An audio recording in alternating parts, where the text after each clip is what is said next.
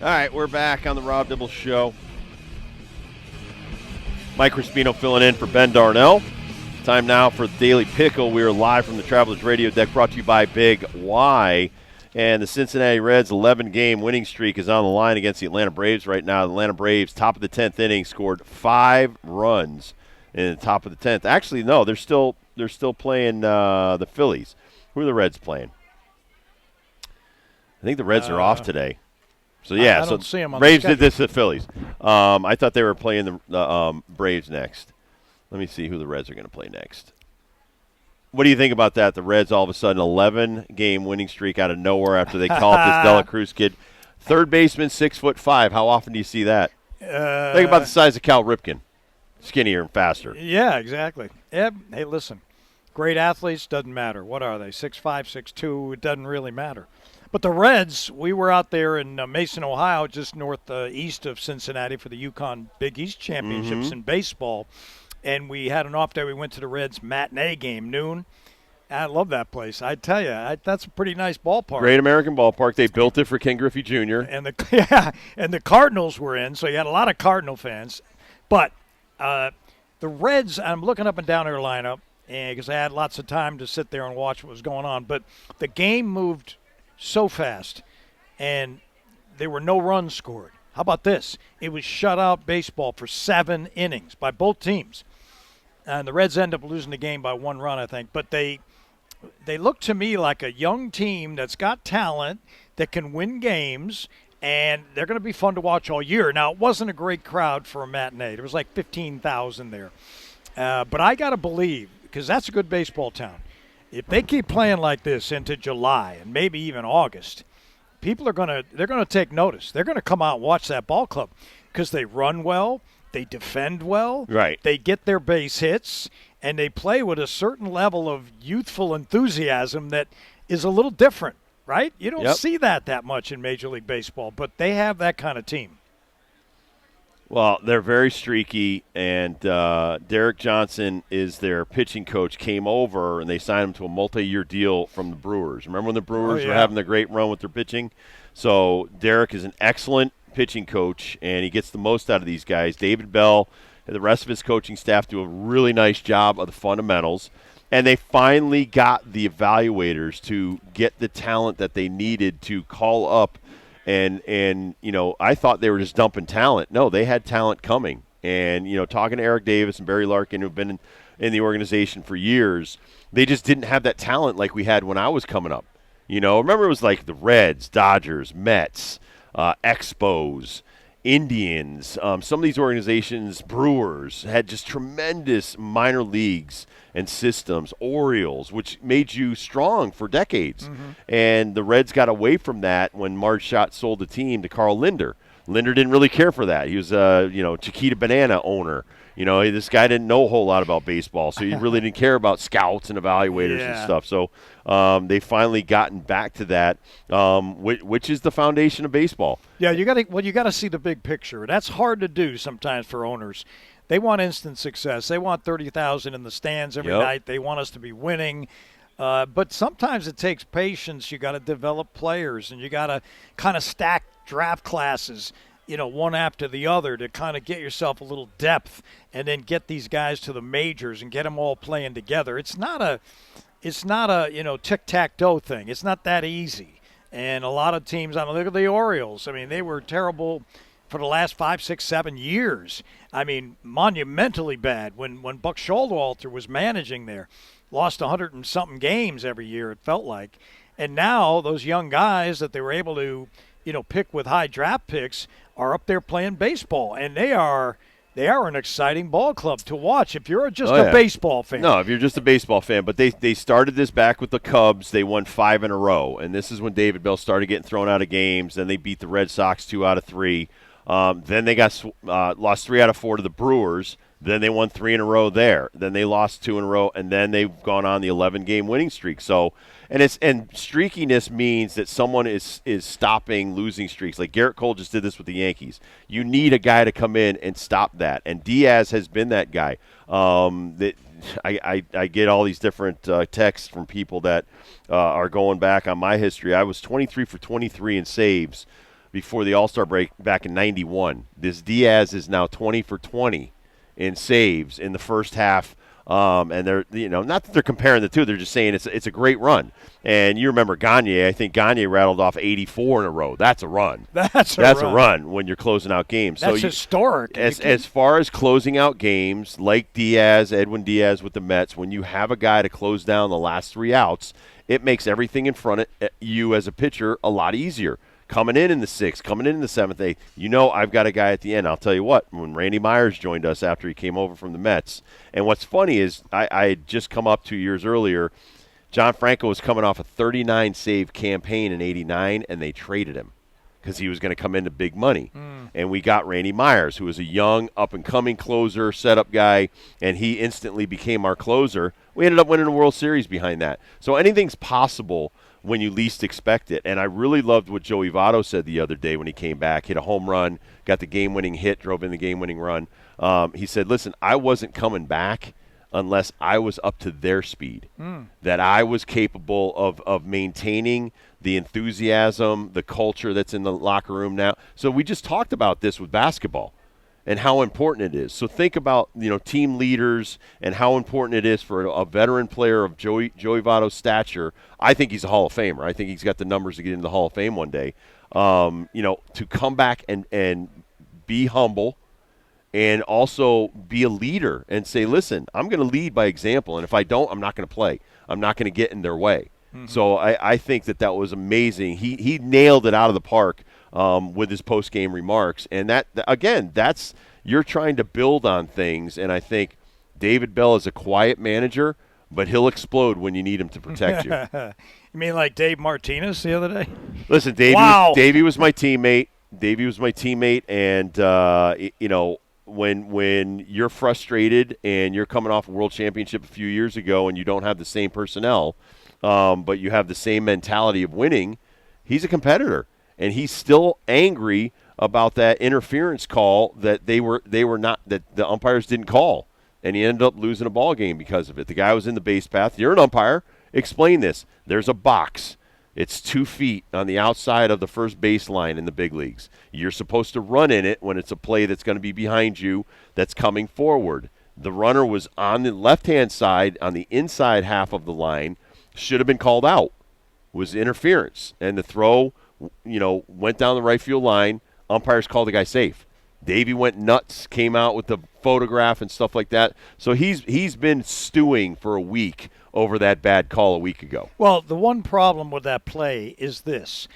If the runner runs outside where he should be or inside on the field, oftentimes they will adjust. The first few steps out of the batter's box, especially if you're lefty, you're going to be sort of in the infield a little bit, and then you realize I got to be outside that line. Sometimes a catcher will make a play. He'll throw it outside the runner, but toward the infield side, and make the play. They don't raise their hands to the umpire and say that's illegal by the runner. He's automatically out because the guy made the play. Right. So sometimes you get caught by surprise a little bit. But what they said, and I know you're going to use this verbiage, he established that path to the base. Yeah, I don't buy that. He never left that. No, I don't buy that. And that's why Davey was so hot. No, I feel runners are going to sometimes get in the infield. But you got to make the adjustment. If you're running the bases and you start out on the inside of that line and you're in the infield, you got to understand, I got to get out because I could be in the way of a throw and I'd be automatically out. So the runner, to me, has to establish what he's doing and where he is on the field. You can't expect a review to be made and then for them to overturn something. The runner's got to be responsible. Some guys aren't. I mean, remember Reggie Jackson years ago? Oh, he got his hip in the way. Yeah, he stuck his hip in the way of a throw in a baseline. Tommy Lasorda went bananas. Yeah, and he rightfully so, I think. And I'm a Yankee fan, so I'm thinking that's brilliant, Reg. Way to go. But I understand the Dodgers' frustration because he basically interfered with the throw, and he turned the play into a positive thing for the Yankees in a big game in the World Series. All right, what do you think of this? Rob Manfred just did an interview. He said that he never should have given the Astros immunity back in 2017 for them admitting to cheating. He said because he painted himself into a box and he could not punish them once he gave them immunity. Your thoughts? I honestly am not a fan of Rob Manfred, but at least you recognizing that you made a mistake and you were man enough to admit it, I can forgive you for that. Yeah, I think doing it now is a little late, but doing it at any rate makes sense. So there's a great article in the Atlantic Monthly, if you get a chance to read it. It's about how baseball saved itself. It's about Rob Manfred and others, Theo Epstein and a couple other people who were analytic type guys trying to understand why games are getting longer and longer and longer and seeing dwindling attendance. So they had to start thinking of theories and ways to pick up the pace of the baseball games being played everywhere, minor league, anywhere. But anyway, Rob Manfred was one of the first guys to recognize we got to make some changes. Right. We cannot play baseball like this. We're putting people to sleep. 3-hour and 20-minute games. They could be played faster and just as entertaining, maybe more entertaining. I give him credit for that because that was gutsy. Like you say, not a real baseball guy. You're stepping into another world full of baseball purists and hardcore baseball players and coaches and managers, and you're telling them, fellas, you're crushing the game. We got to make some changes. I give him credit for that. How about this? He says he was also asked about anything else he would take it back, and this is, I quote, I mean, if I could take back the rather flip comment I made about the World Series trophy at one time, I would take that one back. You recall he called it a hunk of metal. Yeah, that was a mistake. No doubt. I think he but listen, as much as I've dogged this guy the last couple of years, I give him credit for basically admitting his mistakes. You know, and I agree, it's a little bit late, but the one about the World Series trophy has stuck with me because you cannot trash the trophy. You cannot trash the meaning of why you're playing Major League Baseball. Could you imagine Gary Bettman saying that about the Stanley Cup? Oh my goodness. The country of Canada would be up in arms. Yep. They'd be running to his door and knocking it down. Yeah, well, listen, sometimes these people in the highest levels of these sports, they get a little glib. They try to be entertaining. They try to say something funny to relieve the pressure of what they're trying to do and the situations they've got themselves into. In that case, I think Rob, he should want to take back that comment because that's what people play for, raising that trophy over their head. And I was right there in Houston when UConn won that championship, and I want to tell you, I have never seen that many people that happy in my life. And I've been in sports for 40 years now. Yeah, I saw the Yankees in the 90s winning championships. That was cool. Yeah, winning championships is what players play for. But the elation, the pure joy of it all, and it had to do with holding that thing up on the plane ride back. Sonogo was sleeping with the trophy in his arms. Stuff like that, you know. Caravan for a while, he got the trophy. He was holding in his arms like a baby. How about when he was holding the basketball? He never, not Caravan, Sonogo. Yeah, Sonogo not giving that up. Sonogo got the game ball. He was smart. That Hurley's son spiked. Andrew, yes. I'll never forget that. That's precious. You know how hard these guys work at this stuff. Come absolutely. On, man. You put your heart and soul, your whole life, all your energy It's not into just it. that. Winning championships is the goal you set out. And what's very humbling is that when you are the last, you win that last game. And you're the team that won that last game, you don't know how to handle that and reflect on that. You're like, how did we do this? And I remember being in San Francisco because that's where we were staying when we beat Oakland. And this is when Eric had the ruptured kidney. Eric Davis, and he had a lacerated kidney, so he bled into himself, and he was very, very sick. And we went over to the hospital, and they threw us out. And it was tough because now you can't share with your teammate that helped you get that. And we sat around for a long time. I was sitting around with Norm Charlton and a bunch of other teammates, and it was hard. Besides humbling, it's not realistic in your brain because you can never think that I'm going to be in that kind of company because when I grew up, I looked at not the Reds when they won. I looked at the Yankees when they won championships. You know, I looked at the Dodgers when it just seemed like traditional that then the Celtics, I became a Celtics fan, and they're doing it all the time. Then the Lakers and Magic Johnson. So I grew up in the era when, you were winning championships like every other year for a decade. Then it was the Bulls. When I was playing, the Bulls were winning all these championships. And so to be a part of like some of those eras and all of the greatness that was happening. I mean, I remember, I'll never forget the Giants winning against the Bills the year we won the World Series. Yeah. And Scotty Norwood. This is like something that sticks out in your brain. Him, he misses wide right. He misses the field goal that he could have been the winner, but instead it made the Giants the winner. And so it's kind of surreal that you're now in this kind of place where you're like, how did that become? And it's 33 years ago. It's still the same thing to me. Sticks in your mind. It sticks in your mind that how did we get there? How did we do enough to get to the postseason? Mm-hmm. And how were we able to win those? Back then, you didn't have to win 12 or 14 games you do now in Major League Baseball, or the 16 you have to win in basketball and hockey. Back then, it was only 8. We had to win the NLCS, and then we went right to the World Series. I still look back on those 8 wins as the hardest 8 wins of my entire life, because every one of them, like you said, we're playing the Pirates. We matched up man for man against them. They were tougher, actually, than the Oakland Athletics. We were way better man for man than the Oakland Athletics, even though they had 3 Hall of Famers. They had all these other guys that were on the team that were very close to being Hall of Famers. They were no match for what we threw at them. Yeah, and the thing I remember about Houston and the UConn Huskies is this.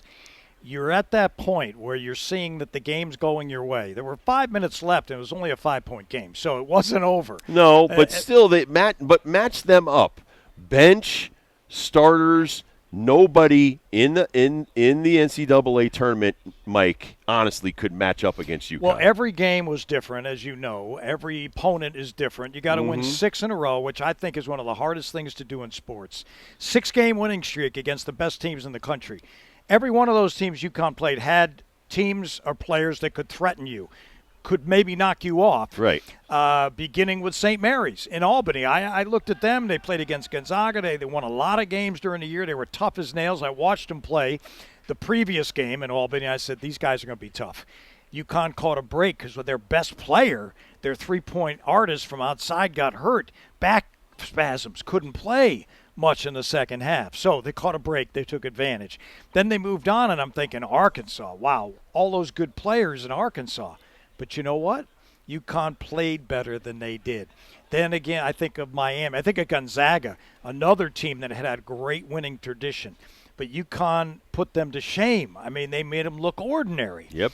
And then they went to the Final Four, and Miami was the hottest thing going.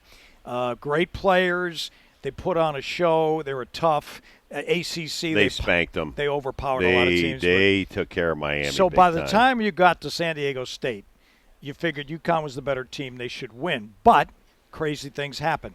But in the end, at the end of the game, that's getting back to what you're saying, you say to yourself, how did we get here? Right.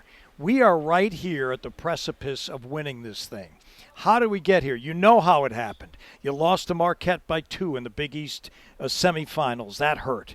But then you turned it around against non-conference foes and rolled.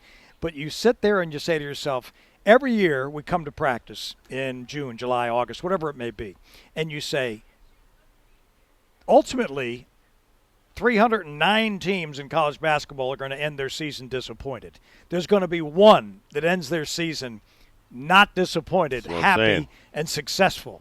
And UConn was the one.